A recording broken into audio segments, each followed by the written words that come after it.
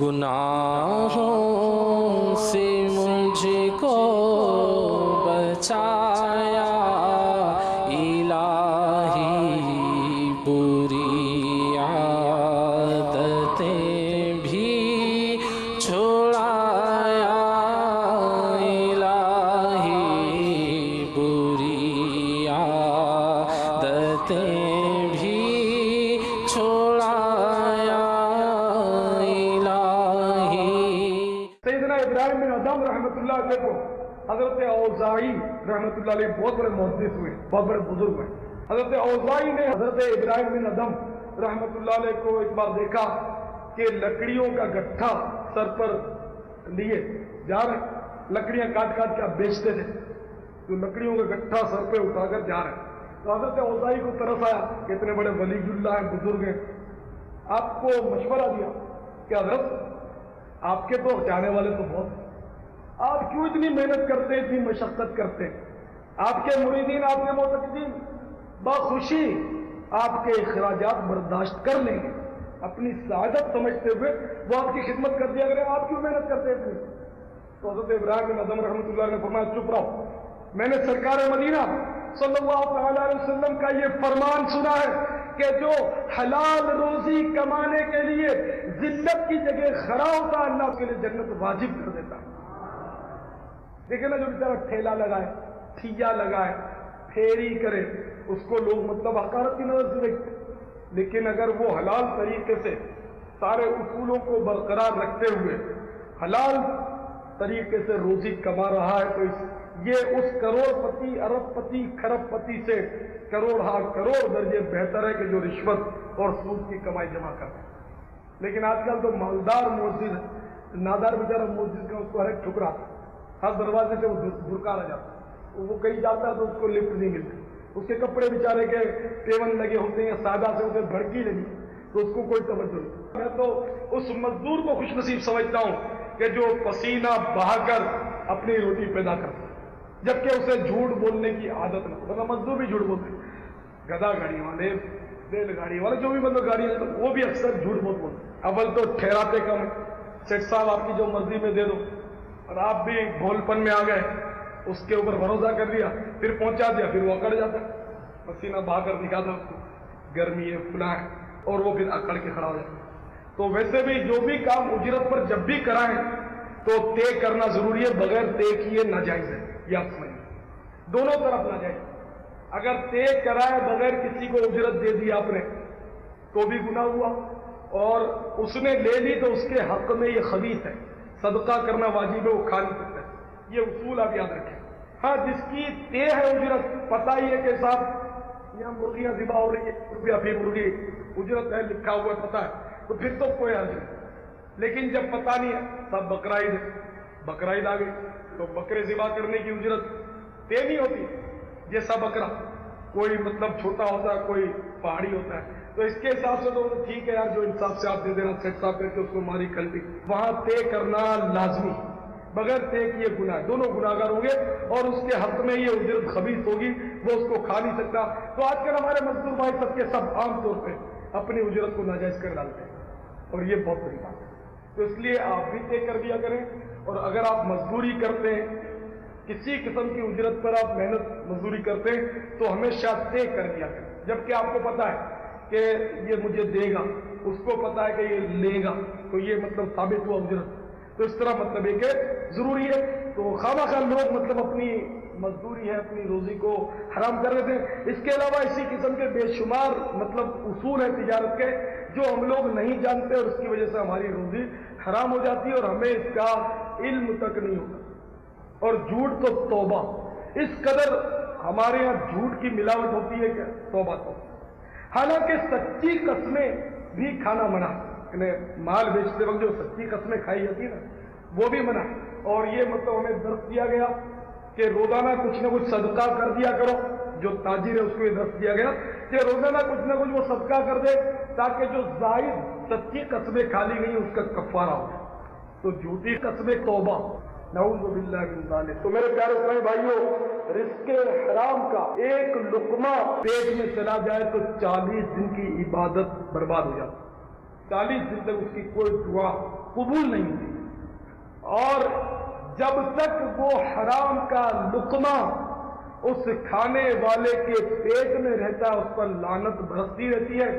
اس حال میں کہ وہ لقمہ اس کے پیٹ میں موجود ہے، اگر یہ مر گیا تو جہنم میں داخل کر دیا جائے گا،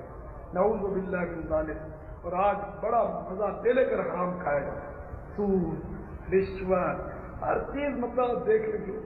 اللہ تعالیٰ ہمارے حال پر رحم، اللہ تعالیٰ بس کرم فرمائے، ہمیں تھوڑا ملے لیکن حلال کا دے۔ تو میرے پیارے اسلامی بھائیوں، ہم نہیں جانتے کہ ہماری زندگی کتنی ہے، کیا پتا کہ ہماری زندگی اب ختم ہونے پر آ چکی ہے، ہماری زندگی کے اب چند ہی مہینے باقی رہ گئے، یہ بھی ممکن ہے چند ہی روز باقی رہ گئے، تو کیوں نہ آج ہی ہم اپنی اصلاح کا عزم کر کے اٹھیں۔ لوگ بولتے ہیں کہ آہستہ آہستہ آہستہ آہستہ اسٹیپ بائی اسٹیپ ہم اپنی اصلاح کریں، ٹھیک ہے، فی الحال مطلب 2 نمازیں تو ہو جاتی ہیں، آہستہ انشاءاللہ عادت ہم اپنی بنائیں گے، ٹھیک ہے، فی الحال تو نماز شروع کی ہے، آہستہ آہستہ انشاءاللہ ہم داڑھی بڑھائیں گے۔ تو آہستہ آہستہ میرے بھائیوں سوچئے، آپ آہستہ آہستہ کہہ تو رہے ہیں، لیکن کیا آپ کے پاس کوئی سی گارنٹی ہے، کوئی ایسا آپ کے پاس ذریعہ ہے کہ جس سے آپ نے یہ معلوم کر لیا کہ آہستہ آہستہ بھی آخر کار آپ ساری گناہوں کی عادتیں چھڑانے میں کامیاب ہو جائیں؟ کہیں یہ شیطان کا مشورہ تو نہیں آہستہ آہستہ والا، کہ شیطان لمبی امیدیں بندھا رہا ہے آہستہ؟ تو پیارے بھائیوں، آہستہ آہستہ کب ہم سدھریں گے؟ یہ نہ ہو کہ آہستہ آہستہ آہستہ آہستہ آہستہ ہم کرتے رہے اور بڑی تیز رفتاری کے ساتھ ملک الموت آ کر پکڑ لیں۔ جیسے کسی نے کہا کہ آگاہ اپنی موت سے کوئی بشر نہیں، سامان 100 برس کا ہے، پل کی خبر نہیں۔ تو 100 برس کا سامان تو سجا رکھا، بڑے مضبوط مکانات تعمیر کر رکھے، آہستہ آہستہ سب کچھ ہو رہا ہے، لیکن افسوس ہمیں اپنی زندگی کا پتہ کوئی۔ تو یاد رکھیے، جاگنا ہے جاگ لے افلاک کے سائے تلے، حشر تک سوتا رہے گا خاک کے سائے تلے۔ تو پیارے اسلامی بھائیوں، ذرا غور کیجیے، آپ سوچئے، آپ کو تکلیف ہوتی نہیں ہوتی؟ ہم سو نہیں، نیند پسینے کے ریلے جا رہے، حالانکہ دوڑ کر اگر چھت پر چڑھ جائیں تو گنجائش ہوتی ہے، بعض اوقات کہیں ادھر ادھر نکل جائیں تو گنجائش ہوتی ہے، لیکن تھوڑی دیر بجلی فیل ہو جاتی ہے، ہم بے چین ہو جاتے ہیں۔ تو ذرا سوچئے، قبر میں کون بلب لگائے گا؟ قبر میں کون پنکھا لگائے گا؟ اے ایئر کنڈیشنڈ روم میں رہنے والوں، آپ کی قبر ایئر کنڈیشنڈ تھوڑی ہی ہوگی۔ یاد رکھیے، آج تو آپ اتنی نزاکت سے زندگی بسر کر رہے ہیں کہ ناک پر مکھی بھی نہیں بیٹھنے دیتے، کپڑے پر سلوٹ نہیں آنے دیتے، ذرا گرد کا دھبا ہو گیا اس کو آپ دھو ڈالتے ہیں، ہر وقت آپ ٹپ ٹاپ میں رہتے ہیں۔ آپ کو وہی کفن دیا جائے گا جو فٹ پاتھ پر لاوارث پڑے ہوتے ہیں نا، لاوارث لاشیں اٹھا کر جو کفن دیا جاتا ہے، بے عین ہی وہی کفن، وہی کپڑا، ایک اکنی بھی زیادہ قیمت کا کپڑا کفن میں آپ کے نہیں ہوگا، آپ کو وہی کپڑا، جو قبر اس کو ملی وہی قبر آپ کو ملے گی، اسی خطے میں ملے گی۔ آپ کو اپنے بنگلے میں ایئر کنڈیشنڈ روم میں نہیں رکھا جائے گا، آپ کو بھی کھود کے اندر اتار دیا جائے گا۔ سوچیے، یہاں تو تھوڑی دیر کے لیے بجلی فیل ہو جاتی ہے، پریشان ہو جاتے ہیں، قبر میں کیا ہوگا؟ اگر خدا نہ خواستہ حسن عمل کی بجلی نہ ہوئی ہمارے پاس، حسن عمل کی لائٹ ہمارے ساتھ نہ ہوئی، حسن عمل کی ٹھنڈک ہمارے ساتھ نہ ہوئی، تو ہمارا کیا؟ یہاں تھوڑی دیر ہم گزارا نہیں کر سکتے تو قبر میں ہزاروں سال کیسے گزارا کریں؟ یہاں تو ہم بوریت ہوتی ہے، اکتاہٹ ہوتی ہے، کسی کے پاس چلے جاتے ہیں، کسی کو بلوا لیتے ہیں، سارا عیش و طرف کا سامان ہوتا ہے منگوا لیتے ہیں، وہاں کیا ہوتا ہے؟ قبر میں نہ ہم کسی کے پاس جا سکیں گے نہ کسی کو بلا سکیں گے۔ آج تو مخملی فرش بچھا کر اس پر بیٹھتے ہیں، عمدہ صوفے پر بیٹھتے ہیں، مٹی پر ڈال دیے جائیں گے، فٹ پاتھ سے اٹھا کر لاش کو مٹی پر ڈالا جاتا ہے، اے کروڑ پتی تجھے بھی مٹی پر ڈال دیا جائے، تیرے ساتھ کوئی رعایت نہیں۔ تو میرے پیارے اسلامی بھائیوں، ہم خود سوچیں، ہم فکر کریں کہ کب تک ہم ان کھیل تماشوں میں رہیں گے، کب تک ہم گناہوں میں پڑے رہیں گے، کب تک ہم مسجدوں کی طرف نہیں آئیں گے، کب تک ہم اپنی اصلاح کا سامان نہیں کریں گے۔ اس فیشن پرستی کے دور سے نکل کر فیشن کو 3 طلاق دے کر میرے آقا کی سنت کو اپنا لو. تمہاری دنیا بھی سنور جائے گی, تمہاری آخرت بھی سنور جائے گی. اگر یہ بات سمجھ میں آتی ہے تو آپ سمجھدار ہیں, اگر یہ بات سمجھ میں نہیں آتی تو چاہے کوئی اپنے آپ کو کتنا بھی سمجھدار سمجھے وہ نہ سمجھے. اس کی ناسمجھی کا پتہ جیسے ہی آنکھ بند ہوگی حقیقی آنکھ کھل جائے گی, پھر پتہ چلے گا کہ ہاں واقعی آج پھنس گئے, افسوس آج پھنس گئے. تو میرے پیارے اسلامی بھائیوں, ہمیں افسوس کا مقام آئے, افسوس کا موقع اس سے پہلے کیوں نہ ہم آتش پرستوں جیسی صورت ختم کر کے مصطفیٰ جیسی نورانی شکل بنا لیں, نہ مصطفیٰ کی صلی اللہ تعالی علیہ وسلم پیاری سنت چہرے پر آراستہ کر دیں, امامہ ہم سر پہ سجا لیں. کافروں کی طرح ننگے سر گھومنے کے بجائے ہم سرکار کی سنت اپنے سر پر کیوں نہ سجائیں. ہم مسلمانی لباس, آدھی پنڈلی تک کرتا, دامن, چاک, ایک بالش,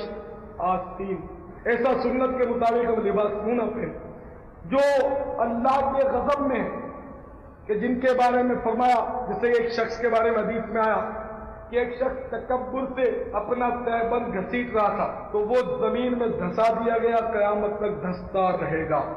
تو ٹخنے سے نیچے جو پہنتے تکبر سے پاجامہ, شلوار, تہبند, ان کے بارے میں یہ لمحہ فکریہ ہے. آج لوگوں سے شرم آتی ہے اوپر پہنتے ہوئے, کل پھنس نہ جائیں. تو کیوں نہ ہم فیشن کو 3 طلاق دے کر